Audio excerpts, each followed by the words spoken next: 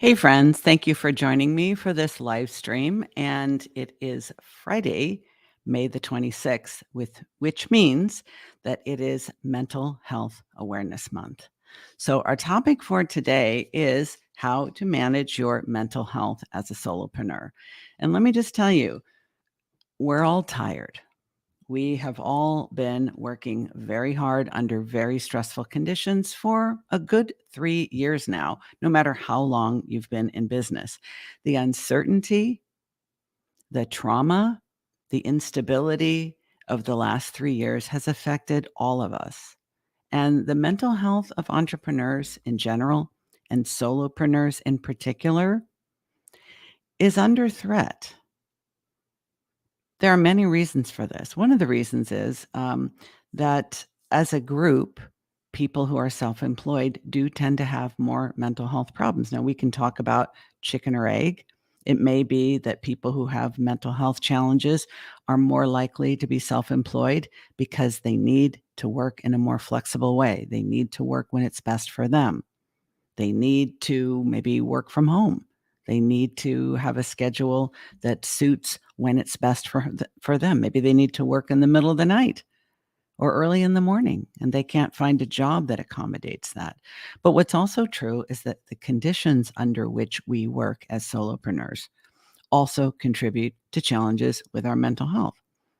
Many people who are self-employed, and I'm talking about the gamut from people who make arts and crafts and sell them on Etsy on up to licensed professionals of all types who are working as coaches or consultants after closing down a private practice, leaving corporate, leaving academia, leaving the nonprofit world.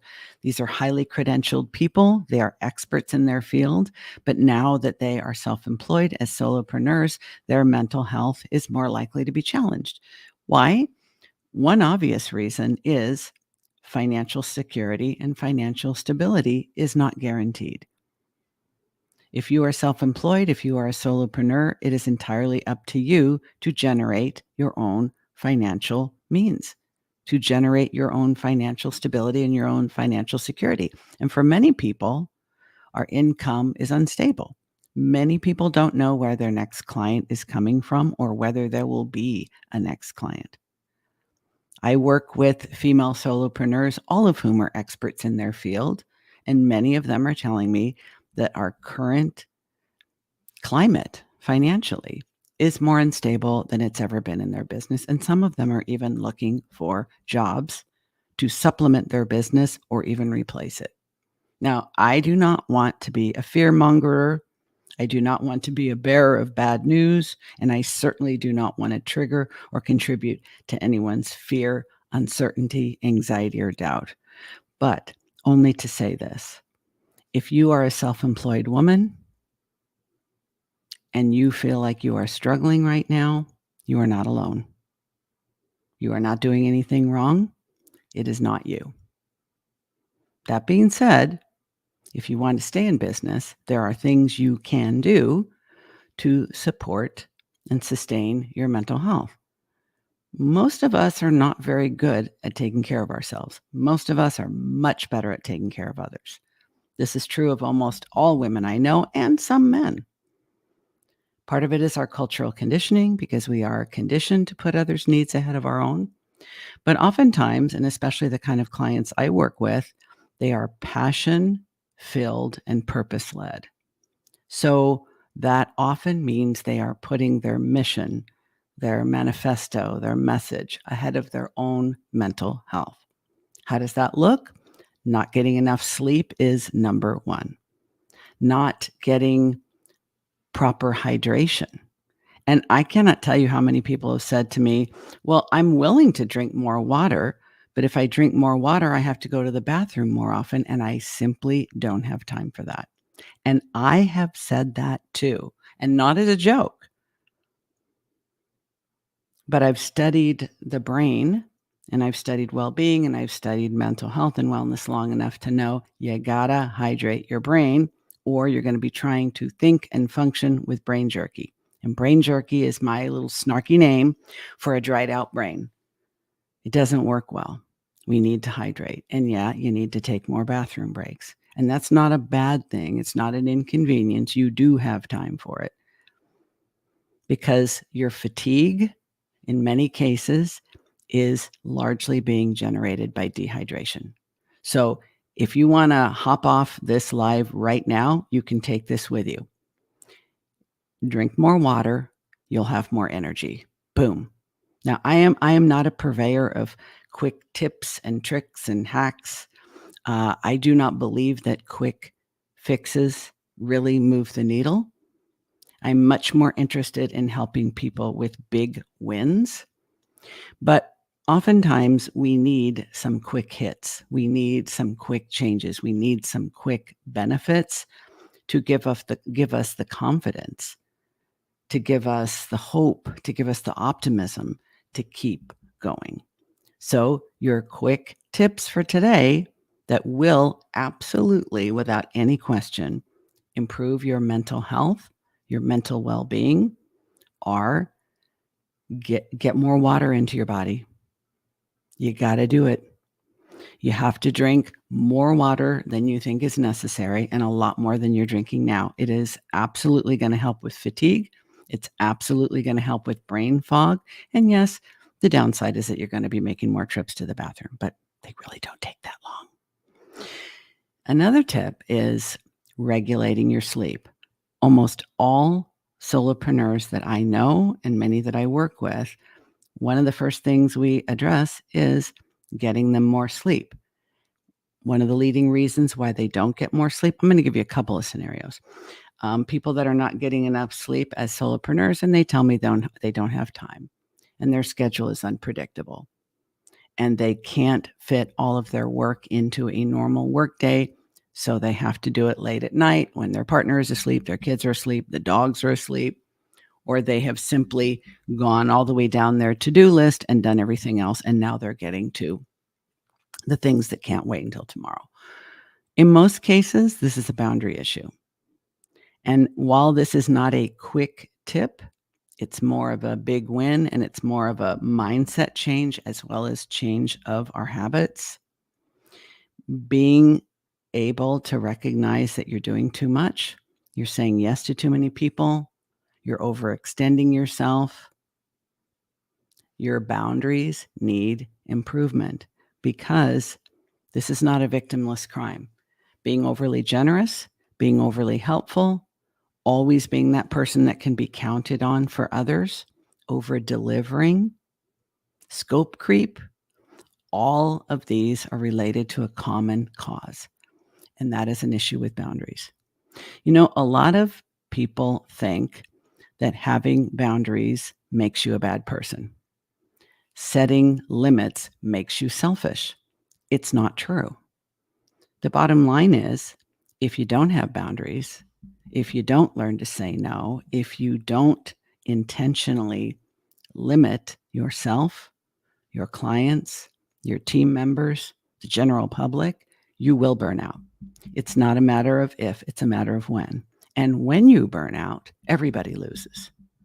Most especially you, your loved ones, your family, your team members, your clients or customers. They all lose when you burn out. And especially if you've been over delivering, especially if you are overextended, overcommitted, doing way too much for way too many people. When you burn out, it's a much bigger void that is left behind because you've created a lot of dependencies, a lot of people who feel they need you and they need you to keep doing all the things you're doing. So you absolutely become the biggest loser when you burn out, and all of the people that have come to rely on you, to need you, to depend on you, they lose too.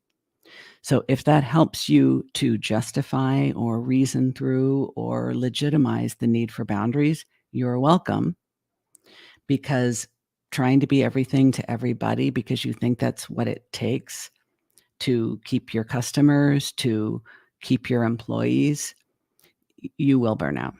And that has to be avoided. So getting more hydration helps with fatigue. Getting better boundaries means you get to sleep on time.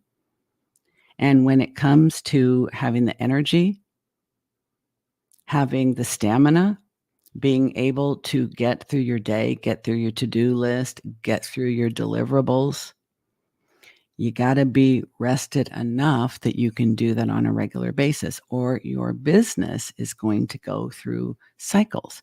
Because here's the thing, your mood, your energy, and your motivation all track together. And they all depend on your brain being in an adequate state of wellness, hydrated, rested, and not overstressed. When we don't get enough sleep on a regular basis, it puts us in a chronic state of fight or flight because your brain perceives that you are under attack. Not being well rested means you cannot make good decisions. You cannot make creative decisions. You are literally in survival mode, and that may keep you going for a while, but you will never be able to do your best work and you won't feel good.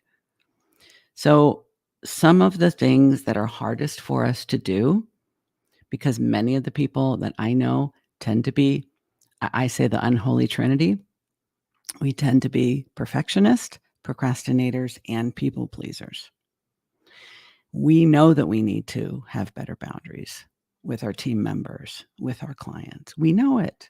We know it intellectually, we know it practically, but we put off dealing with it because we think we don't have the right words for it. We think we're going to get pushback. We think if we set limits and boundaries with our clients, they're all going to quit us and go work with someone else. But it's not true. And anyone who does quit you because you are taking better care of your mental health and well-being by setting a boundary, that's not a good client anyway. You can replace them with someone who respects that all human beings have limits, including you. This is a big area of how I help my clients because we're used to being overgivers, over-deliverers. We're used to overextending ourselves for people. It is usually a big part of our identity. And coming to the realization that we're hurting ourselves, we're not getting enough exercise, we're not getting enough sleep, we're not that much fun to be around in our free time, which we have very little of. All of these things compound. And I have literally known people who have walked away from a very valuable business, just literally shut the doors, shut down the website, didn't even inform their customers or clients because they literally reached a breaking point. That's heartbreaking and unnecessary, in my opinion, because we work so hard to build our business that to reach that breaking point and literally burn it down has to be avoided. So this is Mental Health Awareness Month, and we as solopreneurs are the only ones who can make the decisions to properly care for our mental health and well-being. And when people think of being a mentally healthy solopreneur, I'm not talking about seeing a therapist every week. I'm not even talking about seeing a therapist at all. You may not need that. You may not want that, and that may not resonate with you at all. You also may not need a coach. You may not need a psychiatrist. You may not need any of those things. If you do need those things to function at your best, I really, really want to encourage you to get them. There are so many ways to work with a therapist now that are not inconvenient. You can work with someone not only virtually via telehealth, but there are therapists you can work with via text, email, all kinds of creative solutions. So if that's a need that you have, and it has to be convenient to fit into your busy lifestyle, you can find a solution for that. Absolutely. Same goes for medication. A lot of psychiatrists will, and psychiatric nurse practitioners will work with you via telehealth after you have an established relationship. It does not have to be inconvenient. But what is self-care apart from that? What is mental health for solopreneurs apart from therapy and medication? Well, the majority of it is not psychotherapy and psychiatry. The majority of it is honoring the fact that your body, mind, and brain have needs and have limits, and you are the only one that can make them a priority. Other people can say, hey, you look a little tired. Why don't you take a break? Or, honey, you're working really hard. Why don't we go for a walk? Other people can invite you. You might have a coach or even a therapist who invites you, who encourages you to take better care of yourself. But only you can make the decision and actually do it. You are in complete control of that decision and executing it. And I think to kind of get yourself in that mindset, maybe you want to take this invitation as, your personal invitation. Maybe you're like, okay, I'm going to do it now. And if so, that's awesome. Maybe because it's Mental Health Awareness Month, you're like, okay, I'm doing it for that reason. Whatever reason it is, or because you are getting dangerously close to burnout and you know it, take the invitation to do these simple things that will absolutely move the needle. When I say self-care, when I say mental health for solopreneurs, I'm not talking about getting your nails done. I'm not talking about going out for mimosas with the girls. I'm not talking about journaling. All of those things are wonderful. And all of those things can contribute to your mental health. And all of those things can be considered self-care. But I'm talking about the habits, the daily habits, and the beliefs. Let's put them into categories of beliefs and behaviors that only you can install in your business and life that actually make a difference to your well-being, that will actually help you prevent burnout, will actually help you avoid the need for medication or therapy. I've already mentioned two of them. One of them is hydration. If you're tired, you're probably dehydrated. If you're tired and overwhelmed and anxious and you can't think and you can't make decisions, I promise you, you're not getting enough restorative sleep. And if those two things are true, I'm going to go out on a big intuitive leap here. I'm going to take a big hunch. What's also very likely to be true is that your boundaries need to be tightened up, meaning you're saying yes to too many things. You're saying yes to too many people. You're over delivering. You are doing more than you're being paid for.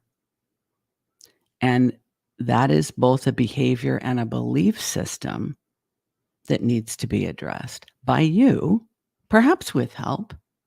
Perhaps you need to work with me or someone like me, but understanding that you have a right to define your scope of practice and you need to limit your availability and how involved you are with the work that you do. A lot of us over-identify with our business. It is a big source of our identity. We're proud of the fact that we're self-employed. We're proud of the fact that we're solopreneurs. It's really important to us. But working by yourself and for yourself is also very isolating. It can make you feel like you are just out of touch with what's going on in the world and very lonely at the same time. So the additional things I want to offer you, hydration and sleep, that I really want to encourage you to do.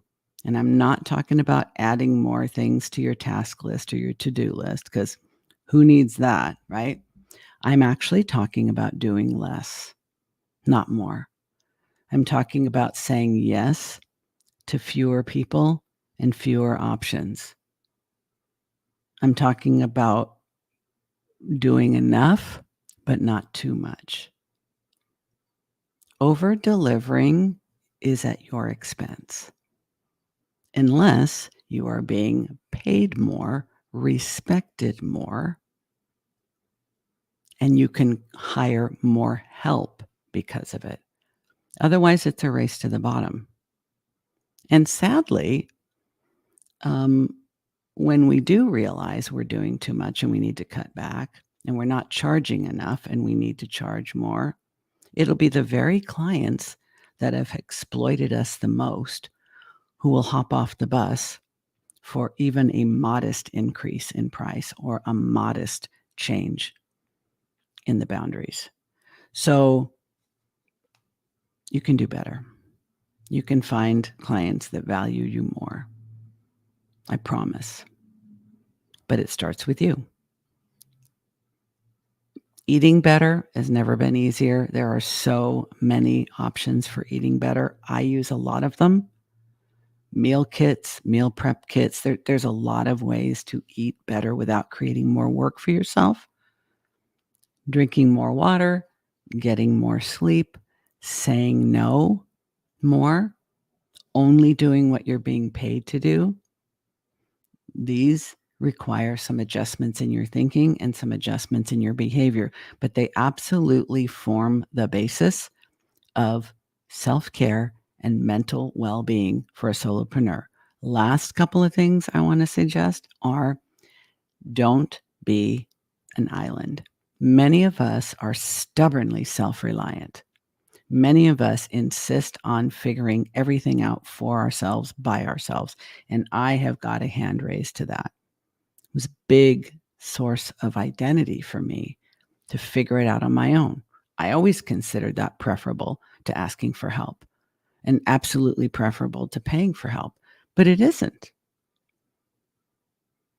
Because if I insist on learning everything by myself, for myself, that I need to do in my business, when I could easily hire someone else to do it for not that much money and a lot less time, it doesn't really make sense for me to do that. But it is a mindset.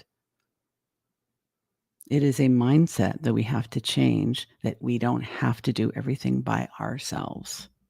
There are options at every price point for getting help, but giving ourselves permission to understand that we need help and giving ourselves permission to ask for help and receive help are decisions we have to be willing to make and keep reminding ourselves that we made, because we may feel guilty at first. And you need to transform that guilt too, so that you don't go back to your old ways, which put you back on the path to burnout. The last suggestion I want to make for self-care for mentally healthy solopreneurs is you need to be in some sort of community, no matter how big an introvert you are. It's very lonely and isolating to have your own business as a solopreneur. Yes, you have contact with clients. Yes, you have contact with contractors. Yes, you have contact with family members, and maybe if you have a team. But you also need peers, and you also need people who are a little bit ahead of you in the game of business for those moments when you're filled with doubt, for those moments when the cash flow is not in your favor, for those moments when you think, I really don't have what it takes to do this. You need to be part of a supportive community because everybody goes through those times. And if you are not part of a supportive community, you won't remember that. You'll think it's just you. I hope that these tips have been helpful. You are invited to reach out to me if you'd like. Tell me your struggles with these kind of things. If it's time for us to maybe think about working together, go to my website at dianewingertcoaching.com and head over to the Work With Me page. There's a little form you can fill out and book a consult with me. But all of these things are things that you can do for yourself, changing your beliefs, changing your behaviors, so that you take better care of you, so that you can stay in the game, so that you don't burn out. Because that is a loss to everyone that depends on you, and most importantly to you. So I hope that this has been helpful. Let me know, and I will be back next week with more good tips. Okay. That's it for now. Have a good holiday weekend.